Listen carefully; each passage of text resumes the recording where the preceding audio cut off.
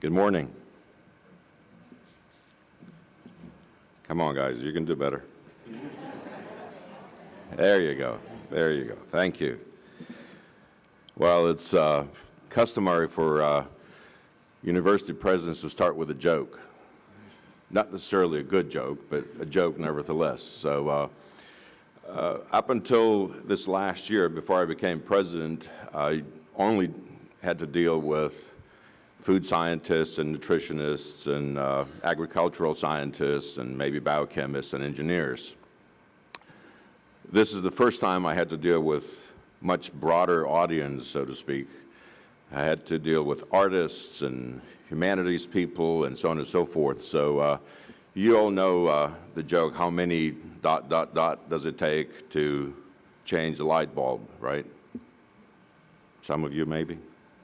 So I'm visiting our sociology department, and I hear the version from the sociologist that says, well, how many sociologists does it take to change a light bulb? And the answer is 1, but the light bulb must want to change. I thought it was funny too, until I went to visit our philosophy department. And I told this joke to them and says, well, you haven't heard ours, have you? I'm like, no, I haven't. Well, how many philosophers does it take to change a light bulb? I'm like, I have no idea. He says, ha, that's not the right question. I'm going to come back to that.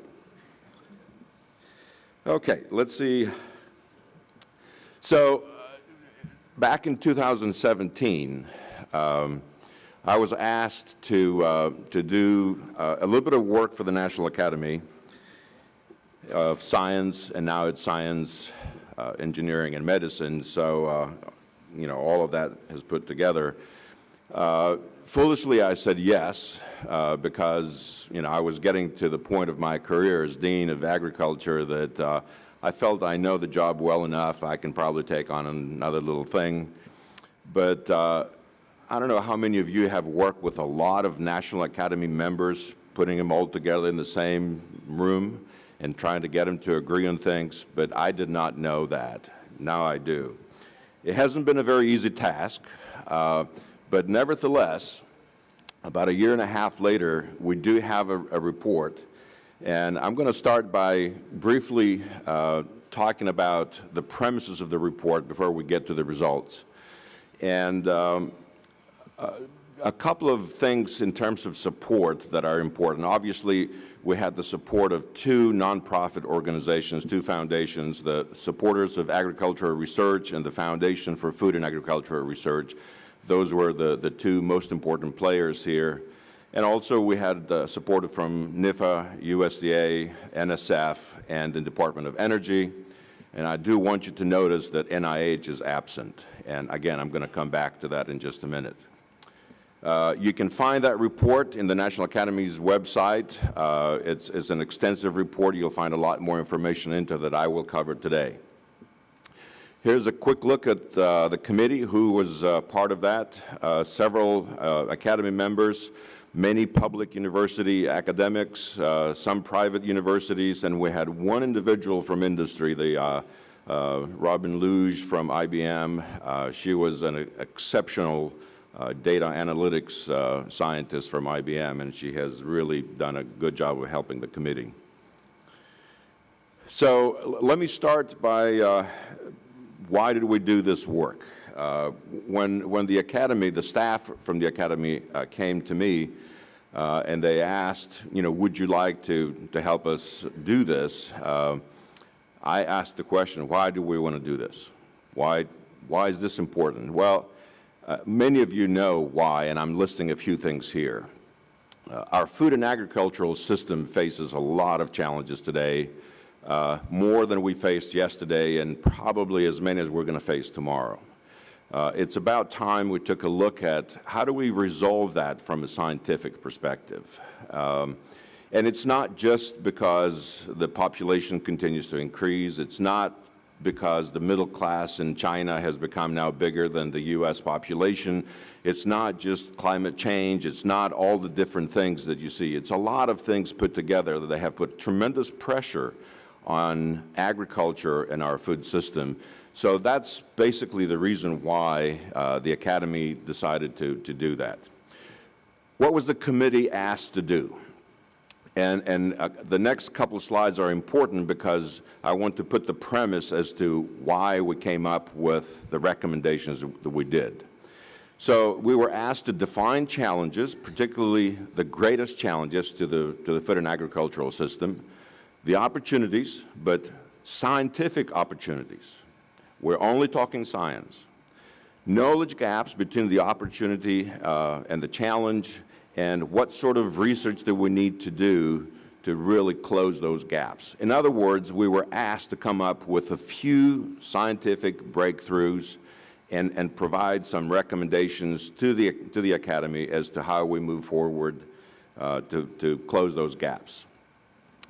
How did we do it? Well, we had a lot of public meetings. We asked a lot of people to come and talk and give us their peace of mind, their expertise. Roughly about 60 different speakers from 60 different areas came to be part of the public meetings.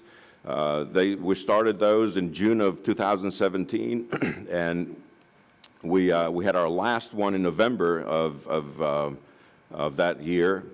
And then we also had a lot of web conversations, webinars. We had a lot of other conversations through social media. We had about 80 different submitted comments from a lot of different people.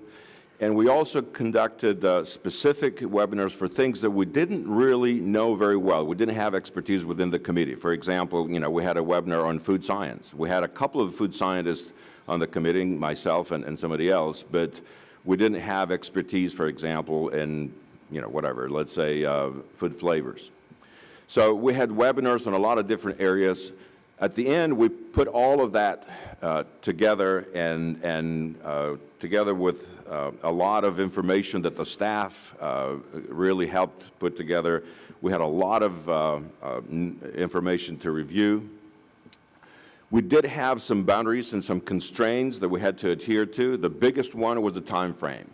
We really needed to come up with breakthroughs and recommendations just for the last 10 years or so. I mean, the next 10 years, I'm sorry.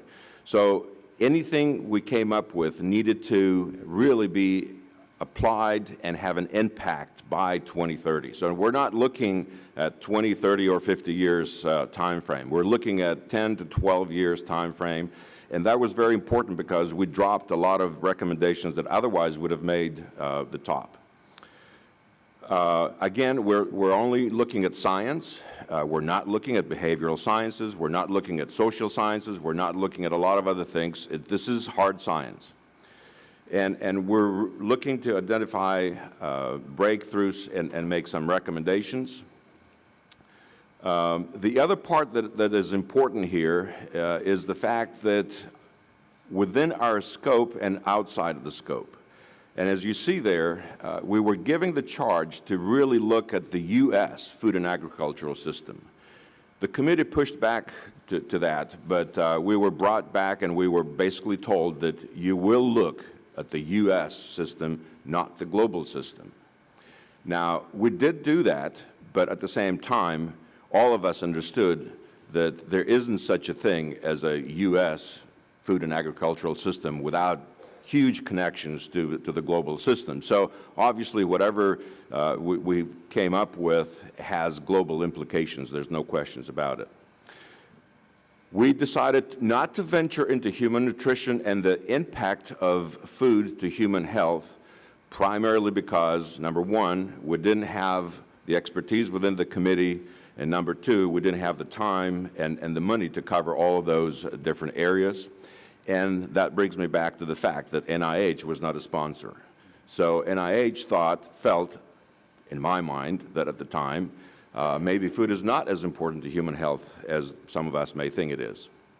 So no real discussions about human nutrition, and if you see a few other things, biofuels, distribution, access, policy. We didn't really cover a lot of policy-related issues. So with that in mind, let's move into some of the findings and what we talked about. One really major goal that we wanted to accomplish is whatever we came up with in terms of recommendations, we wanted that to really improve efficiency, resiliency, and sustainability of that system. And we can argue about what the meaning of these words are, and we have definitions of these words. We discussed it to death. The bottom line is those are three key words that I asked all the committee members to keep in mind as we were moving forward with our discussions and deliberations. So improve efficiency, improve resiliency, and improve sustainability of our food and agricultural system. So some of the most challenging issues that we talked about or we discussed,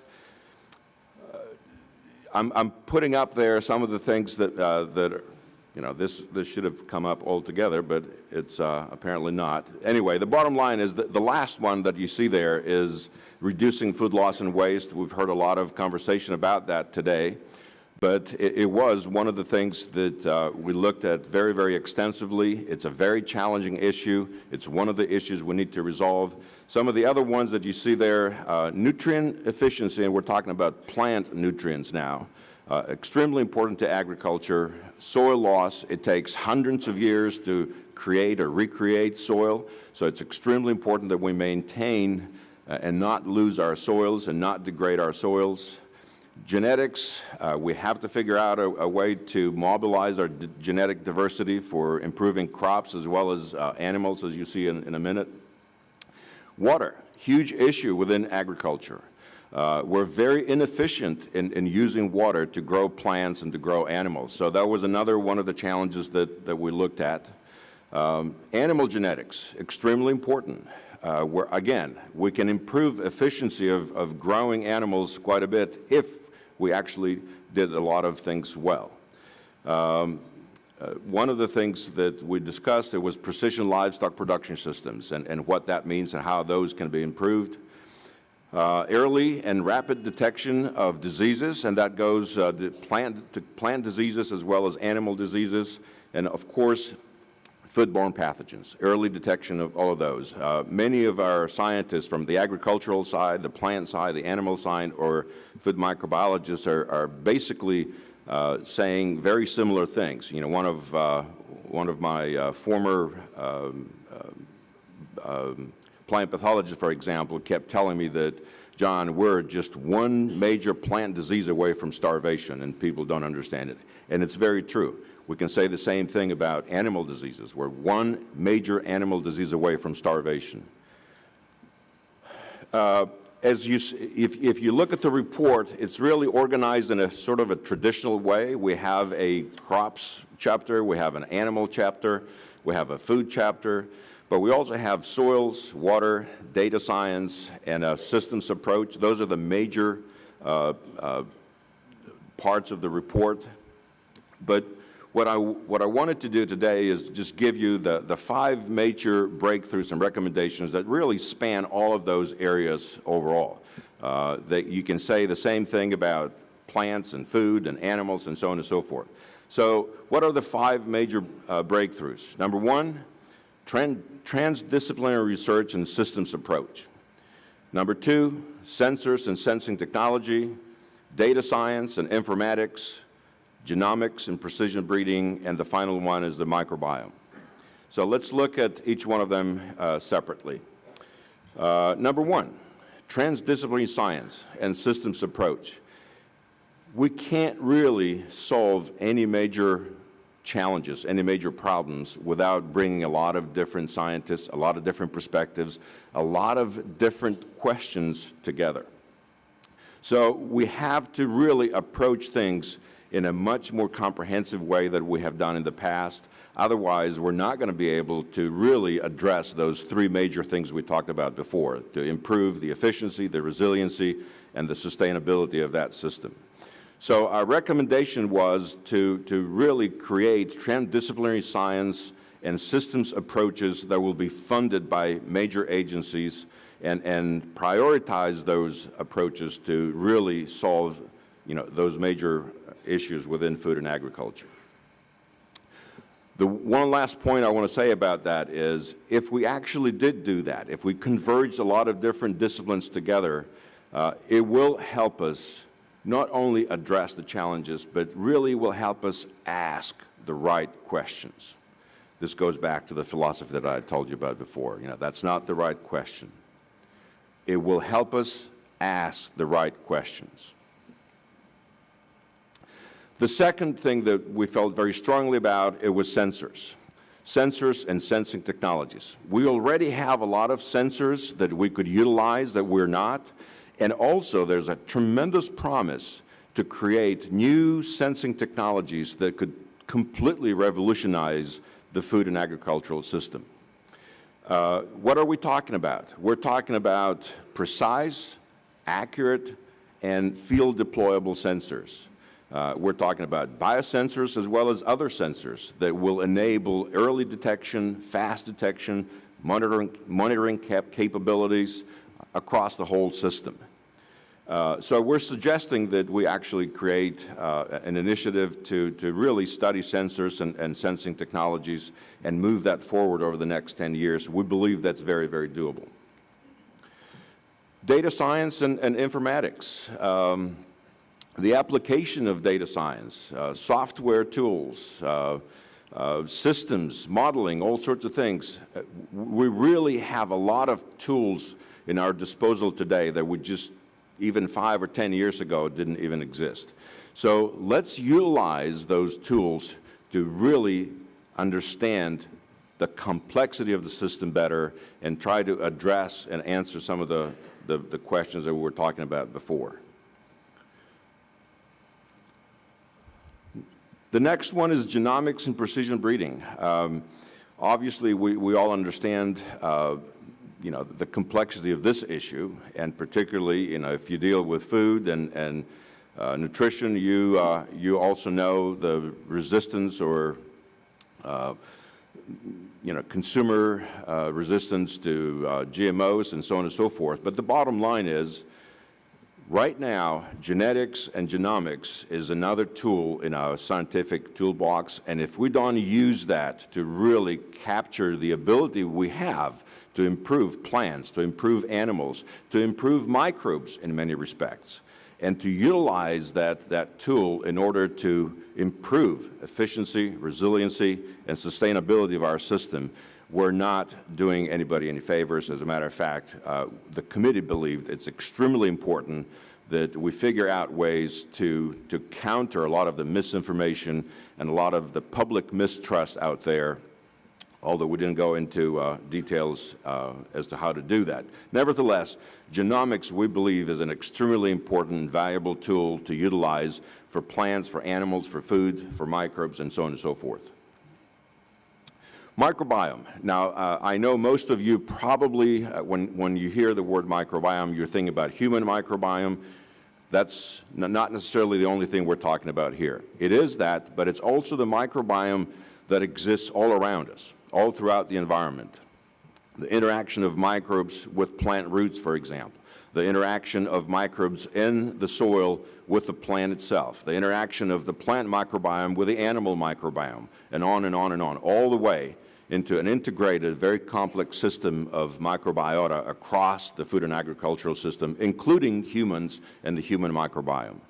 Again, there is evidence to suggest that over the next 10 years, we could actually, if we study the microbiome well and intensively, we could make some very, very important contributions to moving the food and agricultural system forward.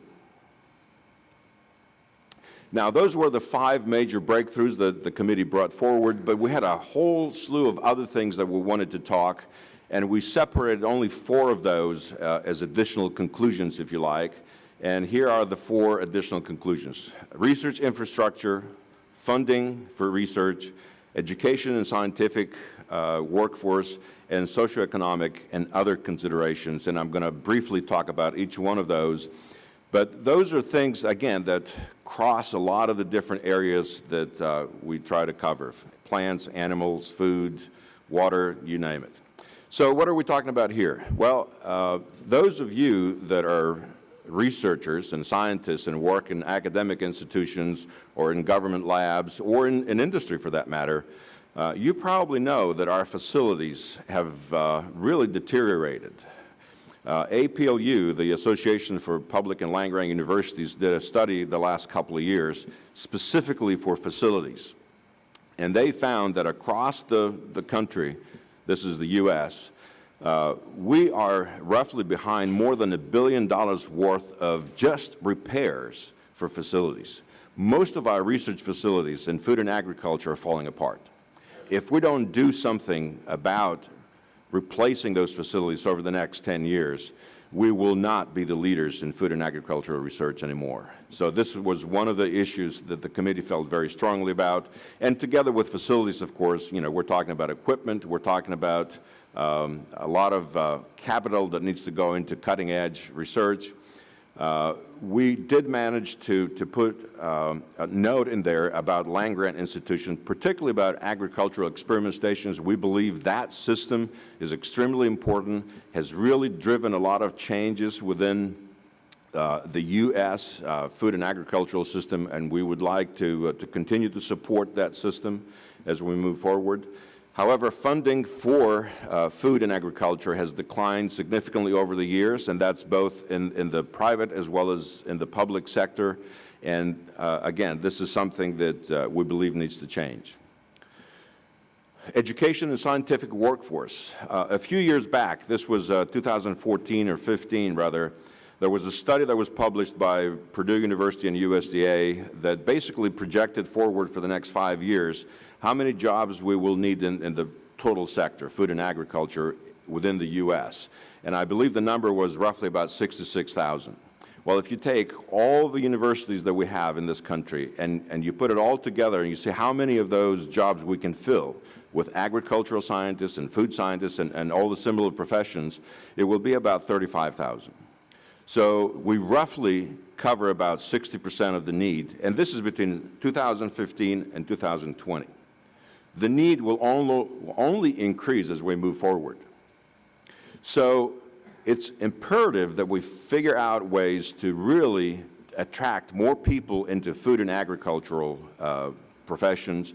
We train more students, particularly as the baby boomers are moving out of academia and out of their jobs. And the final one that I wanted to mention there is really a better understanding of the hard sciences, the biophysical sciences, the life sciences, and the socioeconomic sciences, and how we can bring those two together, including human behavioral sciences for that matter. How do we bring those together so that the whole system benefits from that collaboration?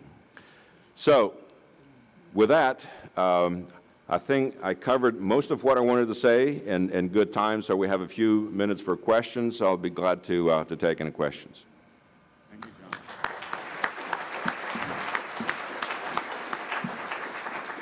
So I would ask anyone with questions, please come to the microphone and please identify who you are first. We're open for any questions. Thank you.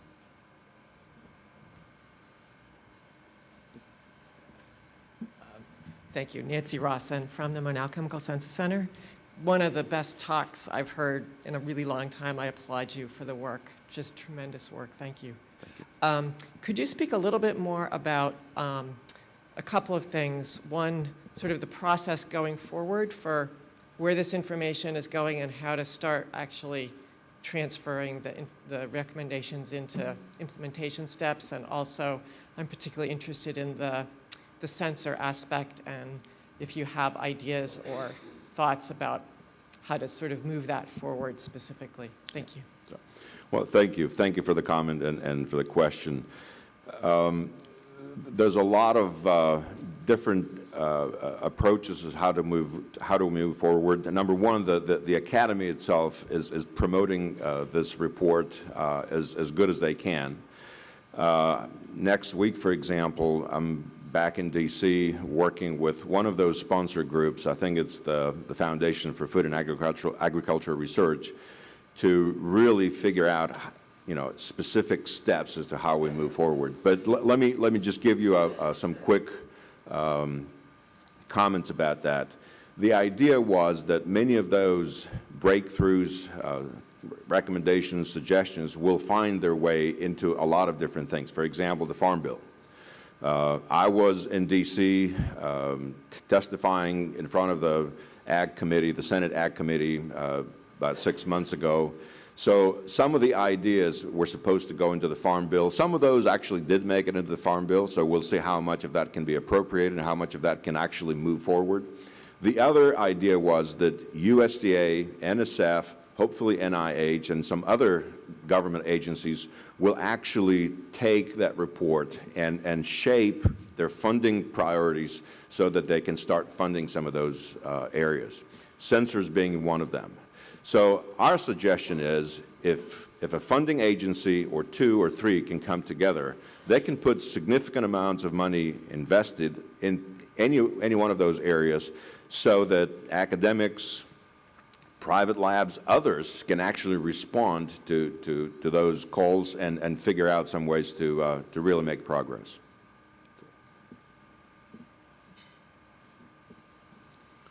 Allison Kretz, ILSI North America. Great talk. I just wanted to share with you for ILSI North America, it's great. It helps identify areas for us. And if we pursue an area, then we always anchor it back to the report. If somebody says, why are you doing this work? It's always very, very helpful. My question to you is whether or not typically with Academy reports, they don't track like how various different people do follow up on recommendations and start working on, closing the research gaps. Is there any plan to kind of track that, just like what you just shared, the different agencies? Because again, that's extremely valuable. Yes, I think that the answer to that is yes. The Academy truly plans to follow up, and they have a group of staff members that are very dedicated to agriculture and food, and they will continue to work down this path with this report. As I said, I think it's not this coming week, is after the week after that. I'm back in D.C. really trying to figure out implementation steps for some of the recommendations in the report.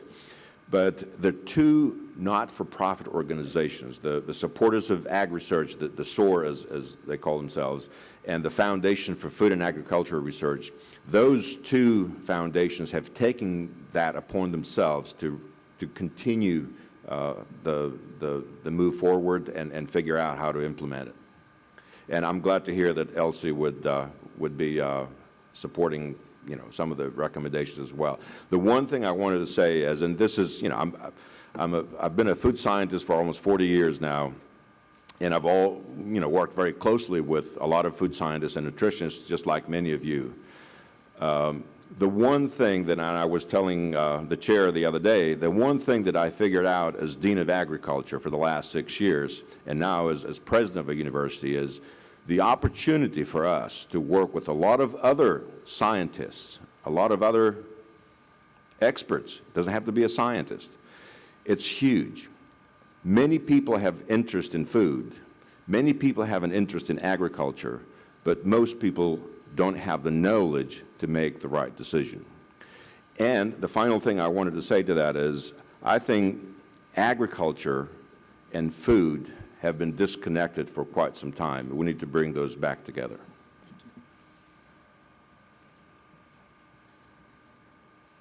Thank you, Dr. Flores. My name is Joe Sameka, and I'm with Cargill.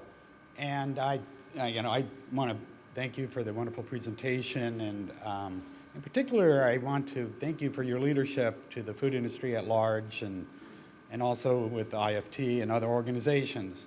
But my question for you is, and with all due respect, why was the food industry not more fully represented in the selection of the committee members? I'm struggling to understand why there was a single private industry company, IBM, and given the fact that the largest part of the infrastructure is owned by the private industry and has to be the organization at large that is going to implement a large part of the recommendations, why weren't they at the table?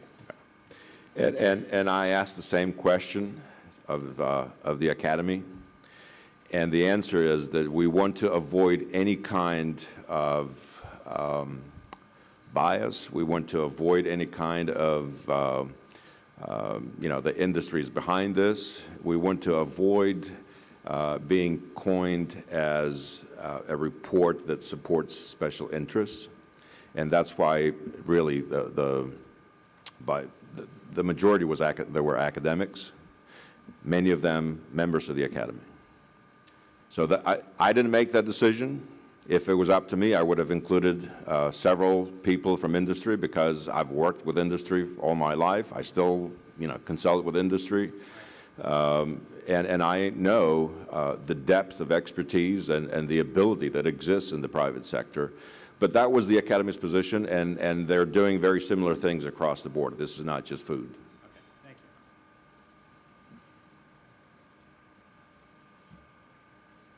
you. Hey, John, wonderful report. Ricky Atta, University of British Columbia. I think we'll do a word search and replace. Everything you said around the United States is probably similar in Canada. One of the things, John, that is a challenge for us on the transdisciplinary aspect is that the reward system in academia doesn't promote that, right? It's always still very much an individual reward system. And so we need to change that up, because we've seen a proliferation of programs through the various agencies to foster multidisciplinarity or transdisciplinarity. But our young researchers are going, why should I get involved? Because it's going to be a challenge for me when I come up to promotion and tenure. Yeah.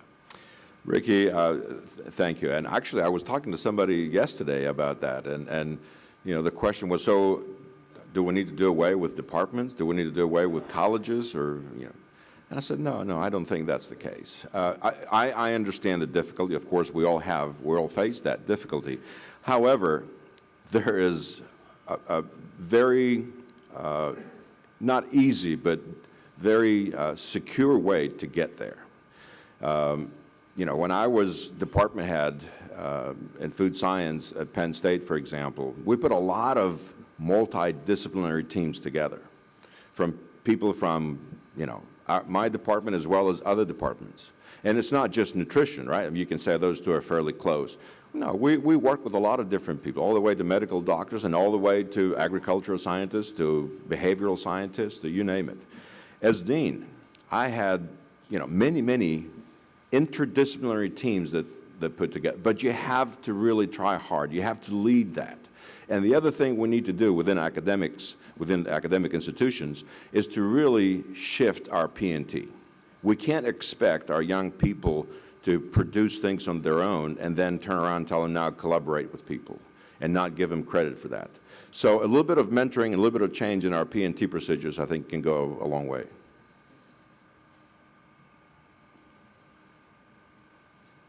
Hi, John. Thanks very much. This is Kerdow from Cargill, and that was a wonderful presentation and a wonderful and really compelling vision for the food and agricultural system for the future. Very exciting, so thank you. Question I wanted to ask is, notwithstanding the absence of industry in the formulation of this report, the areas that you've identified as these breakthrough areas are absolutely compelling to us in the food and agricultural industry. They are currently absolute priority areas of investment for companies like ours and for the whole commercial agriculture food system. So given that we also recognize those as priorities, has there been discussion, and is it part of the ongoing plan going forward to create public-private partnerships to address these critical areas?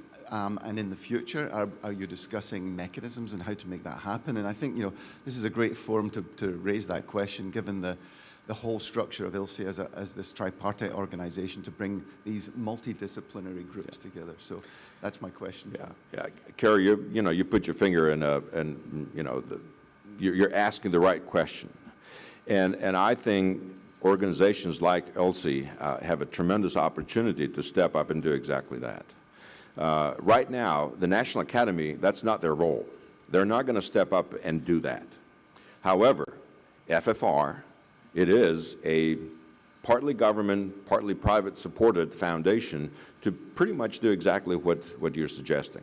So, you know, this is who I will be talking to, you know, a week from now or so, and that's what they're planning to do. Now, my suggestion would be that this organization, because I know ILSI for a long time now, I may not have been coming to meetings and I may haven't been participating very actively, but I know this organization well, and I have great respect for you know, what this organization has done in the past. I think ILSI can take a lead into exactly that, creating public-private partnerships and moving a lot of those things forward. Thank you. Good morning. I'm Mark Morman with the Kella Company. Really enjoyed your presentation, and certainly thank you for the report. One of the areas you identified is in the space of genome editing, gene editing. And looking at this from the food industry, I'm trying to get a better sense for what kind of traits are going to be coming at us. You had mentioned, I think, work within the microbiome of the plants, as well as looking specifically at the opportunity for new traits. Can you talk a little bit about what the committee was seeing? It's hard to keep track of everything that's coming at us, and I'd like to get a better feel for what the committee saw. Thank you. So, Mark, let me see if I understood the question correctly. What you're asking is, what is it, when it comes to genetics and genomics, what sort of activities will influence food in the future? Is that? Yeah, so I guess the introduction of GMOs was an abysmal disaster for food industry on a lot of levels. And certainly we lost the consumers in this space. And as I look at the gene editing technology and it's how it's applied to agriculture, my head is trying to understand, what does this look like as new plants are developed, right, new traits, et cetera? That's what I'm looking to better understand. So I'll try to answer that question. There's no question that, you know, genetically modified organisms have had a negative impact to the public in terms of, you know, food and everything else we expect. And the recent activity in Europe about gene editing and as a technology, it's also very negative and not very welcoming. However, what the committee felt is that, you know, we're a group of scientists, and we know that we have scientific tools in our disposal to make things better for people. And by better, we mean we can actually create disease-resistant crops. We can create disease-resistant animals. We can create crops that have better nutrition. We can create crops that can grow in drought conditions. I mean, there's a lot of things we can do to move forward to improve the efficiency, the resiliency, and the sustainability of the food system. If we don't use that tool, we're not going to be able to accomplish certain things over the next 10 to 15 years. That was really the major point we were trying to make. We understand the negativity of the public. The committee, as a committee of scientists, not behavioral scientists, you know, we don't claim to understand that, but as a group of scientists, we think that eventually the public will turn around. The misinformation will get to the point where it will harm the public, and the public will start to see through. Thank you. One final quick. Chuck Sprinsky, University of Wisconsin. Enjoyed your talk. I'll speak quickly. Coming up back to the comment about getting faculty involved, I think the promotion system has improved, that you can do collaborative research within limits. But an issue is how you fund that. And I'll pick on USDA and NEFA as an example because they're not here to defend themselves. But they've had some programs with, you know, global expectations. You throw a chunk of change out there, but by the time you get all the people involved, there's very little money left for the end users to do anything productive. So you have global grand ideas, but the funding mechanism is not really flexible and in a good position to help people accomplish anything. So I think that's something that needs to be kept in mind if you really want to make progress on this with federal funding of some of these initiatives. Yeah, you're absolutely right. As a matter of fact, the amount of money NIFA distributes is a minuscule amount compared to what NSF or NIH gives out. So that was one of the comments that we made towards funding, and particularly funding as it pertains to food and agricultural research. We understand that NSF, NIH, and some of the other agencies put a lot of money into basic research. Some of that basic research underlies food and agriculture or supports it, but we're really talking about increasing funding for food and agriculture.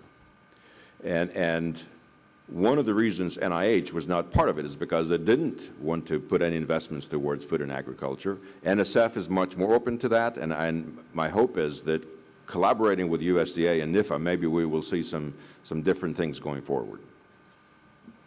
So please join me in thanking our keynote speaker, John Floros.